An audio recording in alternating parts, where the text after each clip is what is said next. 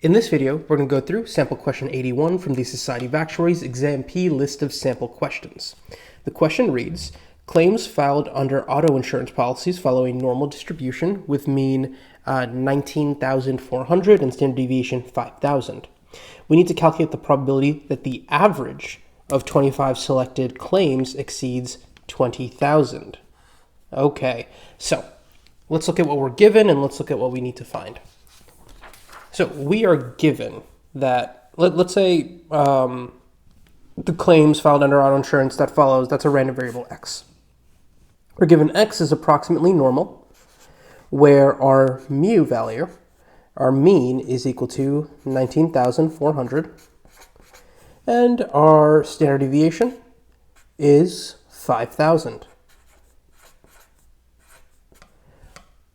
And from that we know our variance is 5,000 squared. That'll become important in a little bit. So that's what we're given. What we're asked about is to calculate the probability that the average of 25 selected claims exceeds 20,000. So how can we use the random variable x to get what is essentially the random variable x bar, right? The average of these 25 claims. The important information we need, because we know that this is normally distributed, we know the average of 25 claims will be normally distributed. We need to find a new mu value and a new sigma value for x bar. So the way we can do that is the mu value for the average of identically independent distributed random variables, the mu value will still be mu. So that won't change. However, that is not true for the standard deviation or the variance, right? We can't directly use the standard deviation to get the new standard deviation. We need to use the variance to get the new variance, and then we'll use that to calculate the standard deviation, which is the thing we need. So our new standard deviation will be equal to the original standard deviation. Sorry, our new variance will be equal to the original variance. So let me label this of x. This is of x. X, these are for x bar. This for x bar. It'll be the original variance of x divided by n, or 25.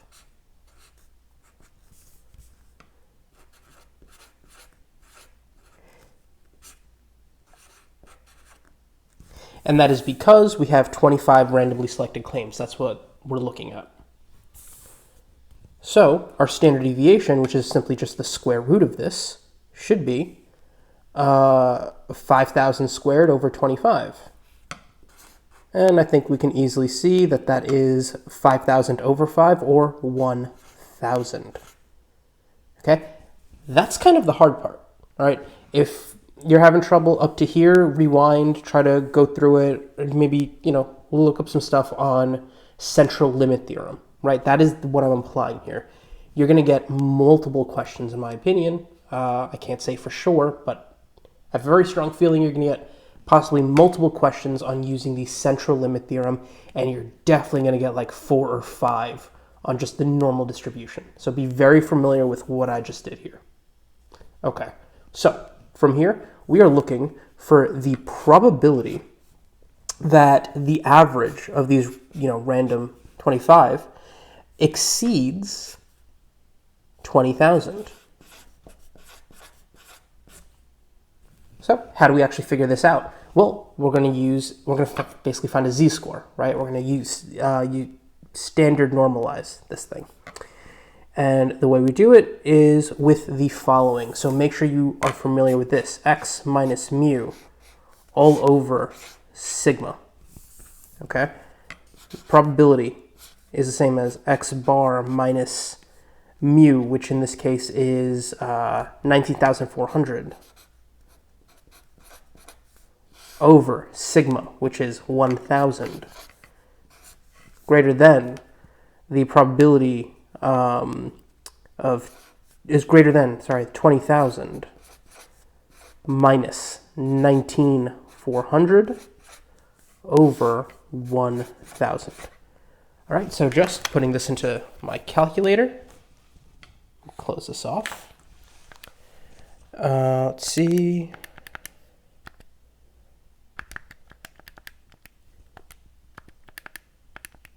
.6. So the probability now z is greater than 0.6.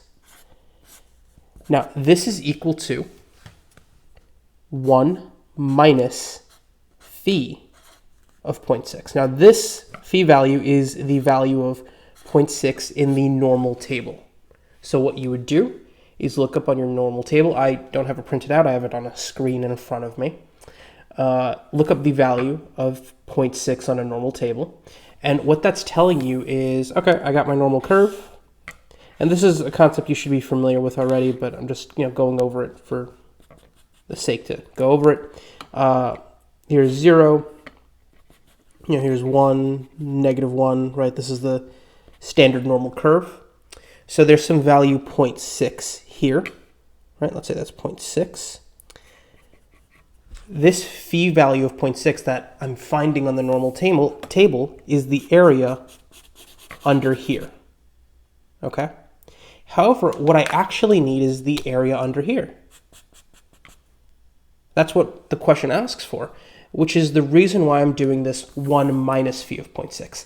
The area under this entire curve is 1. So if I take this part out, what I should be left with is this green portion, which is what I'm looking for. All right.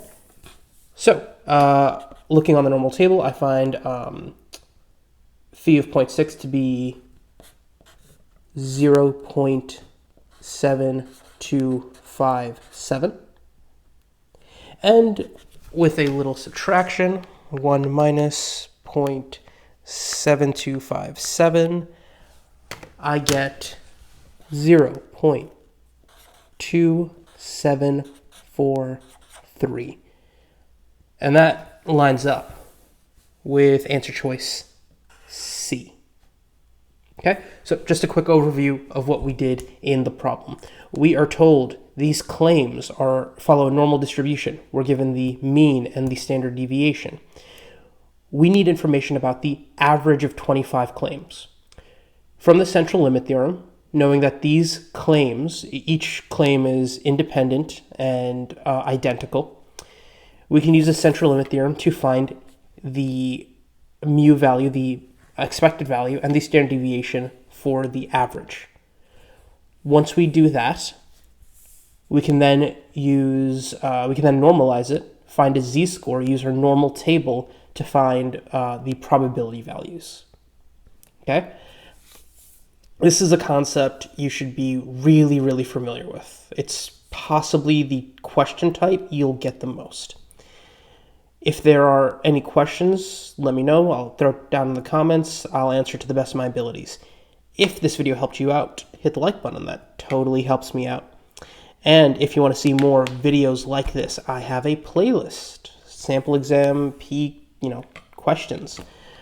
Go ahead and go through some of those. But other than that, thanks for watching.